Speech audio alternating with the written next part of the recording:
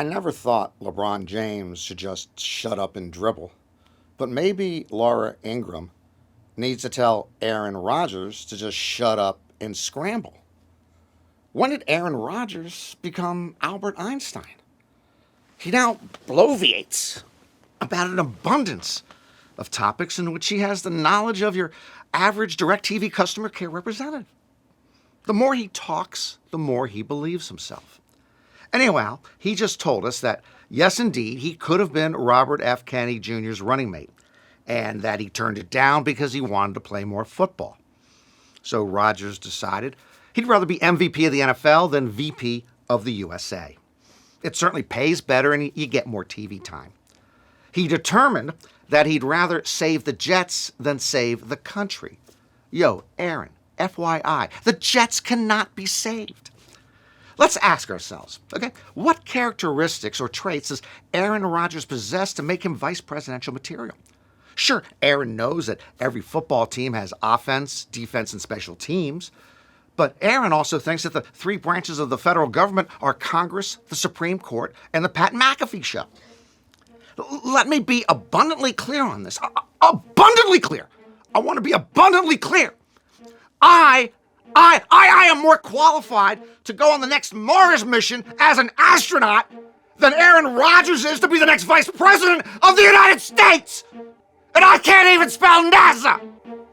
And if this hump and a half mentions he is anti-vax one more time, I will go gambling mad!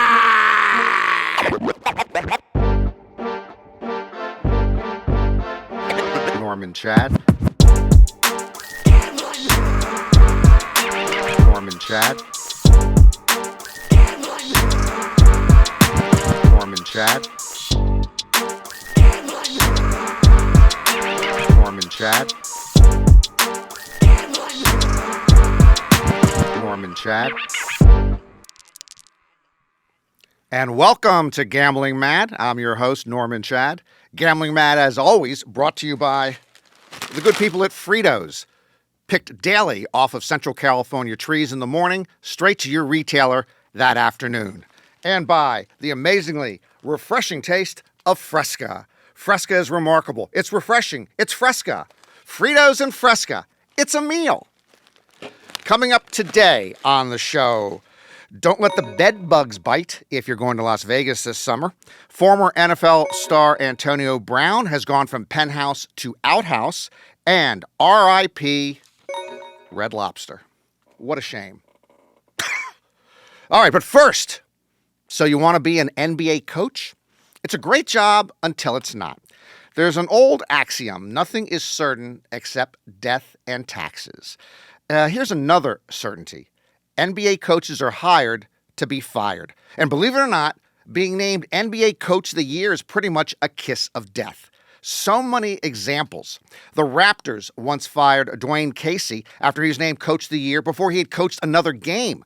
The Nuggets once did the same thing to George Karl. The Mavericks fired Avery Johnson 2 seasons after he was Coach of the Year, even though he went 67-15 and 51-31. The Hornets fired Byron Scott 1 year and 9 games after he was Coach of the Year. And the Suns fired Monty Williams 1 season after he was Coach of the Year. Do you remember David Blatt? He took the Cavaliers to the NBA Finals in his first season. Then he was let go the next season when he had a 30-11 record mid-year. And how about what happened this season to Adrian Griffin? In his first year as Bucks coach, he was 30-13, and they axed him. Heck, Doc Rivers has been hired and fired so many times, he wears a name tag anywhere he goes. NBA head coaches are the world's most expensive temps. Let me leave you with this long ago NBA coaching tidbit. In 1977-78, the 76ers fired Gene Shue 6 games into the season. They were 2-4 at the time. That's the season after he led the team to the NBA Finals. By the way, I cannot be fired unless I fire myself. It's the best deal I've ever had. A lot of you are in Las Vegas for the summer. A lot of you go there for the World Series of Poker. Speaking of which, I hand out photos of myself, 8x10s, every day along Las Vegas Boulevard between 12 noon and 12:45 p.m. It's just $5 a picture or two for $9.99. Anyway, where is everybody staying in Las Vegas this summer? Well, I'd like to remind you of some sobering news, and don't kill the pest control messenger, my friends. Health inspectors earlier this year identified bed bug problems at 4 Strip hotels: the Encore, the Venetian, the Excalibur, and the Mirage. And for those of you who do have a real fondness for bed bugs, just a heads up that the Mirage is closing forever on July 17th, so you want to get there sooner than later. Now, if bed bugs aren't your thing, here's another alert. A California man is suing the Venetian after being stung in his testicles by a scorpion while lying in bed. Michael Farchi says he woke to agonizing pain in the middle of the night. You know, the same thing happened to me recently after I watched Unfrosted on Netflix. But you didn't see me suing Jerry Seinfeld. Walk it off! Man up! My friends, Red Lobster. Red Lobster's going belly up. Now, there are actually generations of Americans who will mourn the loss of Red Lobster's jumbo coconut shrimp and petite Maine lobster tails and fish fry family meal and, of course, the Cheddar Bay biscuits. But I am not among the mourners. Red Lobster is shit on a shingle. It was seafood for people who couldn't get any other seafood. Here's my Red Lobster story. I was separated from my first wife. I understand that most of my stories start with I was separated from fill in the blank. But I was separated from my first wife. She had left because she didn't want to live with me anymore. Who could blame her? Okay, we weren't in contact for a while, and then she called to say she wanted to get together and talk. My heart just floated into the heavens. I was so happy. Then she told me that she wanted to meet me Tuesday at 6 p.m. at Red Lobster. My heart dropped to my ankles. Neither one of us had ever been to Red Lobster. If she wanted us to go there, it was because she was going to give me bad news and she didn't want to ruin a good meal. My instincts were right. It was bad news. It was a bad meal, and I haven't been to Red Lobster since. I will say this, it was affordable, but sometimes you get what you pay for. Let's move on to athletes, a cautionary tale or two on how to handle your riches and how not to go from riches to rags. Antonio Brown, one of the best NFL wide receivers of the 21st century, has filed for bankruptcy. Brown earned more than $80 million during his playing career. $80 million. Now, according to the Florida Times-Union, court records indicate that Brown has current assets of less than $50,000. Meanwhile, he owes $3 million to 8 assorted creditors, including $1.2 million to the truck driver he assaulted in a 2020 incident. The last 5 years or so, Brown has been a walking, talking legal pad wearing a helmet. He was sued for throwing furniture off of a balcony. He was charged with reckless driving. He was taken to court by his personal chef. He was accused of sexual assault by his former personal trainer. And now, at age 35, he tweeted out this week, "I'm broke, baby." Let's move on to another sad story. Shiloh Sanders, one of Deion Sanders' 3 football-playing sons this past season at the University of Colorado. He has filed for bankruptcy. You don't see a lot of college students filing for bankruptcy. I remember I owed $120 to Vinny Perrone my junior year, but we settled it playing pinball. Now, according to court records obtained by USA Today, Shiloh Sanders filed bankruptcy with more than $11 million in debt. This is the new reality of big-time college athletics. And this one involves a security guard winning a $12 million judgment against Shiloh for an assault at his former school, and then a security guard trying to collect that money from the safety's name, image, and likeness deals as a football player. It's pretty ugly out there, and as I like to say about gambling, it's going to get worse before it gets better. Anyway, if I'm Shiloh Sanders, this is what I do. I make this offer. Shiloh has a 2023 Mercedes-Benz. What college person doesn't have a new Mercedes-Benz? I might offer the security guard that Mercedes valued at $75,000 and agree to keep paying for the Sirius XM for the rest of the time he has that vehicle. Who knows? That might settle the whole deal. Sitting right next to me here, you might notice today, is a clock radio. It's more than a clock radio, okay? This is a clock radio phone. It's more than that. This thing has sat on my nightstand since the 1990s. It's made by General Electric, okay? GE, where good things come to life, where they used to come to life. This was made in the time when GE knew what it was doing. It was made in the time when America was ahead of the rest of the world. We made the best stuff. Well, except for cars. I remember growing up, my father had a 1971 Ford Galaxy 500. Okay? 7 miles to the gallon. It broke down after 2 years. Henry Ford, you can kiss my ass. But the rest of America made good things. Now, the question is this still good to have? Okay? Because I say it is.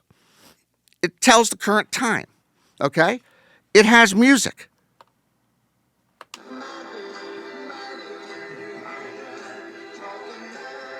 My girl. Okay? It has an alarm. And remarkably, I told you it's a clock radio phone. I pick it up. Hey. Hey, baby, what's up? Friday night? Yeah, whiskey a go-go or Chateau Marmont, your choice. Hey, no problem. I'll bring the Hennessy. Okay, sugar. Talk to you later. That's actually my Aunt Pauline. I'm a married man. I'm not going to be seeing some other women, and me and Aunt Pauline are pretty close. We'll go to Chateau Marmont, and we'll have some Hennessy. Anyway, all these things built into one. Now, my contemporaries and my younger peers point out, oh, it's the phone. Okay? The phone tells the time like the clock radio. The phone has all the music you want inside of it. The phone has an alarm. And the phone has more information in it than like 75 of the biggest libraries in the world combined. The entire world is in your hand. Why would you keep this on your nightstand instead of this? I'll tell you why. The phone is not your friend. This is your friend. It wakes you up, it plays your music, you make your phone calls, and you leave. With the phone, you are connected 24/7, 365 days a year. You're always connected. This is not good. Always being connected is stressful. You need downtime. You don't need to see a cat video every 45 seconds. You don't need people to reach you when you're on the beach or you're someplace walking between streets. The phone is overrated. I stay with the clock radio. Good tunes.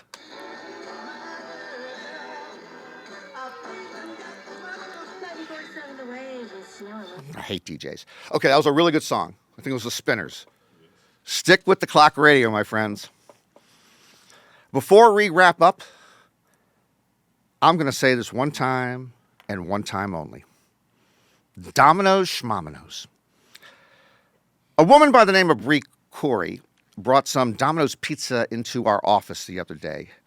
She works here. She is no longer with us. Domino's recently introduced New York-style pizza. Here's a thought, Domino's. How about New York quality pizza? Big difference. Okay, from Domino's own website, this is their description of New York-style pizza. Made with fresh, never-frozen pizza dough that is stretched thin by hand. It is topped with a melty blend of cheese made out of 100% mozzarella and provolone and cuts into 6 big foldable slices. Okay, let's take a closer look at that. It's made with fresh, never-frozen dough. If it's fresh, you don't have to tell us that it's never frozen. The dough, we're told, is stretched thin by hand. Thank goodness. I thought it might be stretched thin by foot. They use 100% real mozzarella and provolone. Impressive. Since it's Domino's, 80 to 85% real cheese would have sufficed for me. And finally, it cuts into 6 slices. It reminds me of the old Yogi Berra line. He ordered a pizza. They asked him if he wanted the pizza pie cut into 6 or 8 slices. Yogi responded, 6. I don't think I could eat 8.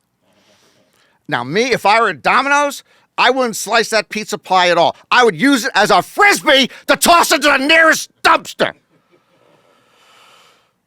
And that will do it for another episode of Gambling Mad. I'm Norman Chad. Hope to see you soon. And remember, if you're rolling the dice, to make sure they're loaded.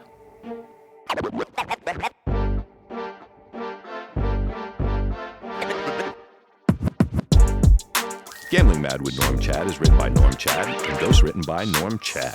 Executive producer John Scheinberg, Rick Barrio-Dill, and produced by Norm Chad and Rick Barrio-Dill. Associate producer is Bree Coury. Showrunner is Dan Telfer. Audio, video, engineering, and studio facilities provided by 360 Pod Studios Beverly Hills and Slap Studios LA. If you want to complain to Norm about anything, make sure to reach out at Gambling Mad Show, anywhere you get your socials, and at Gambling Mad with Norm Chad on YouTube. And if you really want to get at him, send a message to info@slapstudiosla.com.